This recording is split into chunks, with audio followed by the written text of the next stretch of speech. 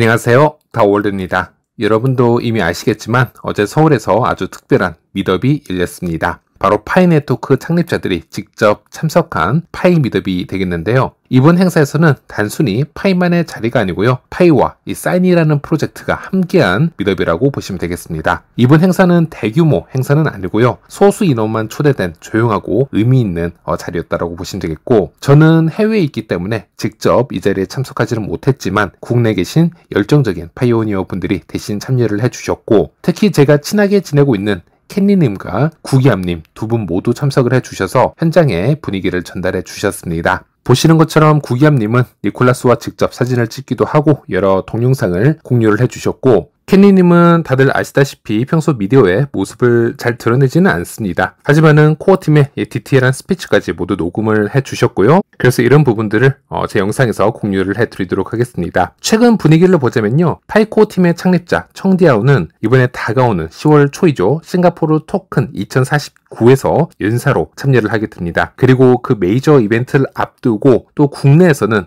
이스트 포인트와 같은 크립토 이벤트가 진행 중이었기 때문에, 그리고 동시적으로 이번에 파이와 함께한 사인 프로젝트가 국내 프로모션을 하고 있었기 때문에 파이도 겸사겸사 서울에서 짧지만 의미 있는 미더블을 가진 것으로 보여지고요. 자, 그렇다면 이번 서울 미더블 현장에서는 어떤 이야기들이 오고 갔을지 한번 살펴보도록 하겠습니다. 일단 너무 많은 이야기들이 있었기 때문에 일부분만 제가 해석을 해드리도록 하겠습니다.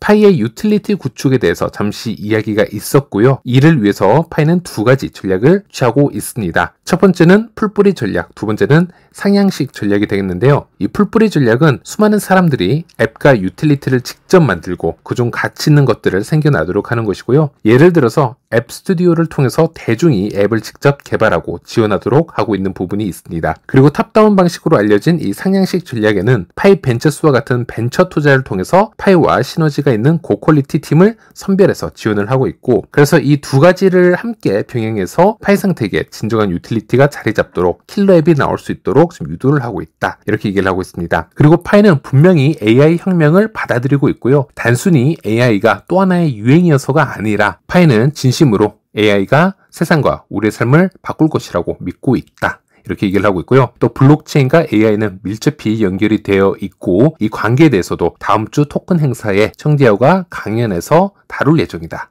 라고 하고 있습니다. 그리고 파이는 블록체인이 단순한 마케팅이나 투기적 시장의 소음이 아니라 사람들이 실제로 매일 사용하는 기술이 되기를 원하는데, 이 과정은 시간이 매우 오래 걸리고 단기적 성과를 보여주는 PR보다 훨씬 어렵다, 이렇게 얘기를 하고 있고, 그래서 파이는 가치 창출에 집중을 하고 있는데, 이러한 방식의 가치 창출은 단순히 자원을 재분배하는 가치 추출보다 훨씬 어렵다, 지금 이렇게 얘기를 하고 있고요. 그리고 함께 참여한 이 사인 프로젝트 측의 이야기로 보여지는데 이렇게 얘기를 하고 있습니다. 이번 이벤트가 정말 좋은 이유는 저는 오랫동안 크립토 업계에 있었고 투자자였고 창업자이기도 했다. 하지만 여기서 보는 건 우리가 사실상 에코 챔버 속에 있다라는 것이다. 크립토는 자기들끼리의 울림통과 같고 매일 우리는 이더리움, 솔라나 얘기를 하고 있지만, 하지만 솔이나 이더는 결국 같은 사람들, 같은 컨퍼런스, 같은 네트워크 속에서만 맴돌고 있다. 실제로 서비스를 받는 사용자와 만나지도 못했고 계속 새로운 자산을 발행해서 펌핑했다가 내려가는 게임일 뿐이다. 이것은 확장성도 없고 신뢰성도 부족하다라고 할 수 있다. 그래서 오히려 저는 파이의 큰 팬이기도 하다. 파이나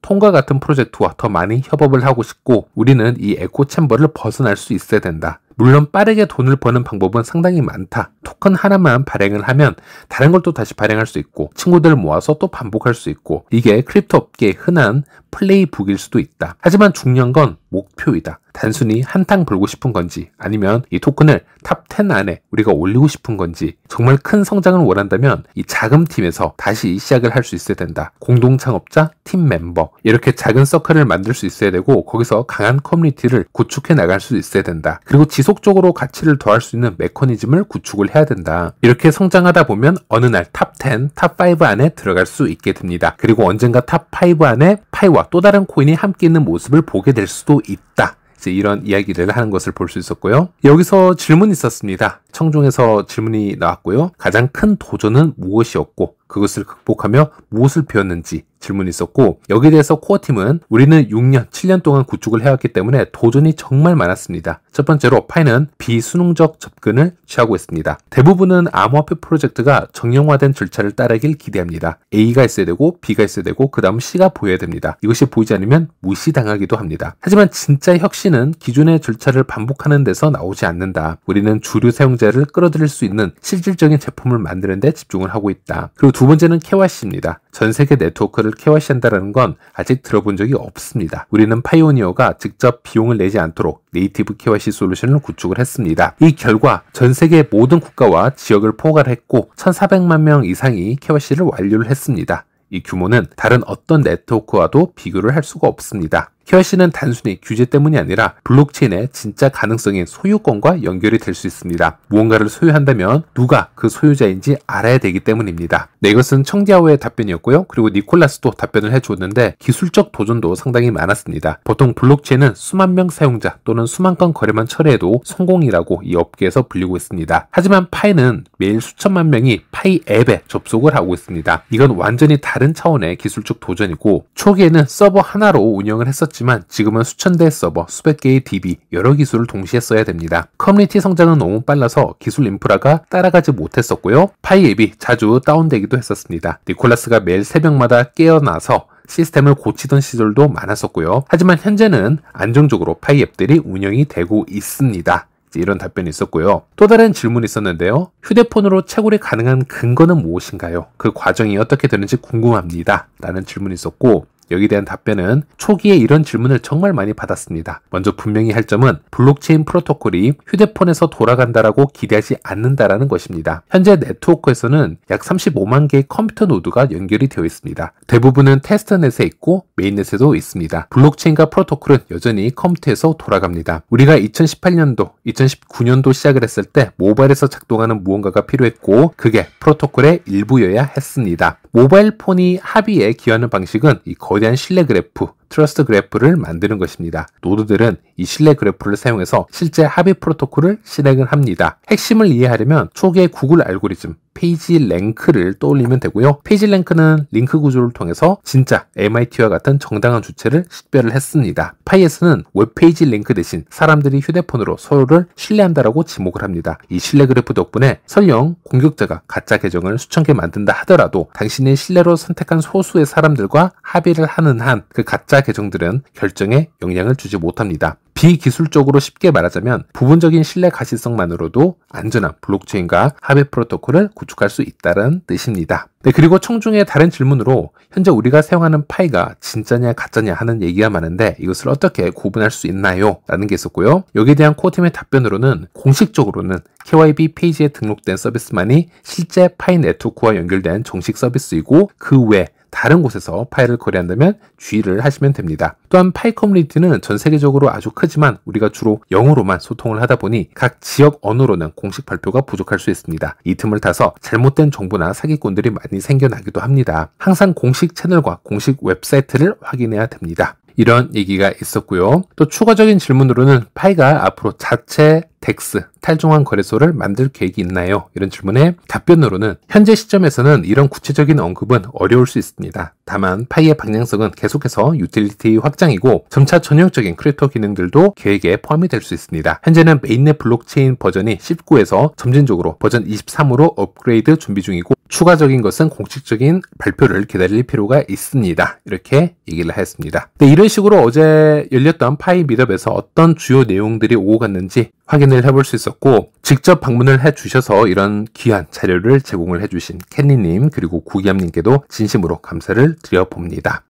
네, 그리고 공교롭게 어제 파이 미트업이 있던 날 크립토 시장에는 핵폭탄급 폭락이 있었습니다. 비트코인을 비롯해서 이더리움, 모든 알트코인 파이를 포함해서요 엄청난 폭락을 보여주었는데 사실 코인 시장에 딱히 악재는 없었습니다. 그럼에도 불구하고 몇 가지 이런 현상이 일어난 이유를 꼭 집어서 얘기를 해본다면요. 이번 주에 여러 가지 스케줄이 있습니다. 파월 의장 발언이 준비가 되어 있고 또 미국 주요 경제 지표들이 연이어서 발표가 되는 주라고 보시면 되겠습니다. 수요일에는 신규 주택 판매 지표가 있고 목요일에는 기존 주택 판매 지표와 내구재 주문 지표가 공개될 예정인데요. 역사적으로 이런 지표가 공개가 되었을 때 크립토 시장이 움직였던 그런 선례들이 있었습니다. 그리고 시장이 진짜로 주목하는 날은 또 목요일이기도 합니다. 이날 발표되는 미국 2분기 GDP 수정치가 있는데요. 미국 경제가 진정으로 회복 국면에 접어들었는지 아니면 이 스태그플레이션의 그림자가 짙어지는지를 가늠할 수 있는 중대 분기점이 될 전망으로 좀 보여지고 있고, 또 금요일에는 8월 근원 PC 지수가 공개가 될 예정입니다. 이것은 연준이 선호하는 대표적인 인플레이션 지표인데 향후 금리 결정의 중요한 기준이 될 수 있습니다. 또 같은 날에는 미시간대 소비자 심리 지수 예비치도 함께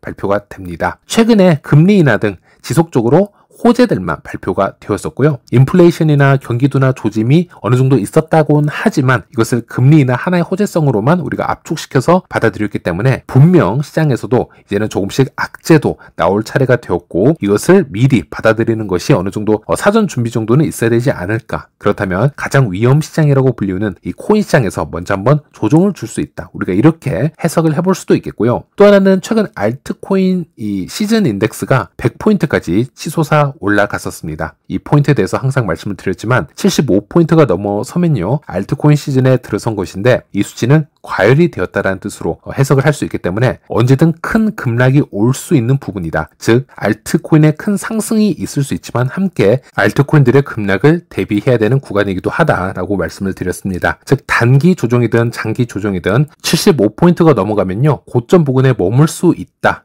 이런 지표 중 하나이기 때문에 우리가 준비를 해야 된다는 것이고, 이 지표상 알트코인들이 이런 조정을 받은 것이라고 보시면 되겠습니다.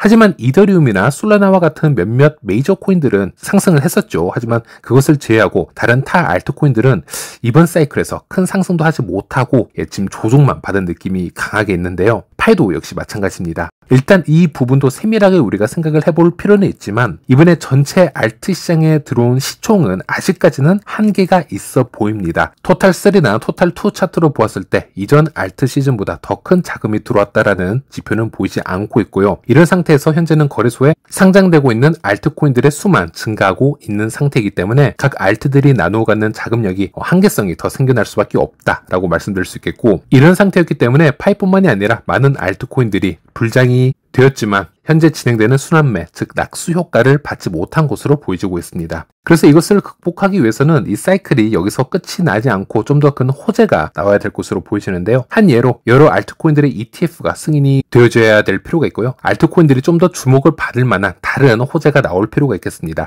참고로 올해 말에는 알트 ETF 소식들을 좀 더 기대해 볼 만한 것들이 있겠고요. 그리고 현재 주식시장을 보더라도 연일 주식시장이 신고가를 갱신하고 있기 때문에 이 주식시장에 머물고 있는 큰 자금들이 어느 정도는 크립토로 들어올 수 있는 그런 트리거가 필요할 텐데, 이 부분도 시간이 좀 더 필요하지 않을까 이렇게 분석을 해봅니다. 어쨌든 많은 분들이 어제 이후로 크게 힘들어 하시고 있을 텐데요. 모두 화이팅 하시길 바라겠고, 저는 다음 시간에 다시 찾아뵙도록 하겠습니다. 모두 시청해 주셔서 감사합니다.